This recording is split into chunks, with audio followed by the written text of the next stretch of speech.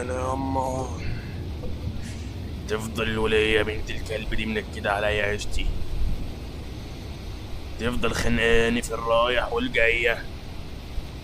لا عاوز اكل يا ولية، عاوز اكل، تقول لي خد اهو اطفح بالسم الهاري. انا اطفح يا ولية؟ ماشي. يا رب ارحمنا، يا رب ارحمنا. ولا تمسكني تقول لي انت بتاخدني مع مديحة جارتنا؟ ده انا كنت طالع اجيب الغسيل اللي وقع في الشقة اللي فوق دي، جزاتي برضه يا ولية. بقول لها رايحة فين، تقول لي خارجة مع مدحت صاحبي. مدحت صاحبك ليه؟ بيقرون احنا ولا ايه؟ بيقرون ايه ده؟ احنا بيقرون بس برضه.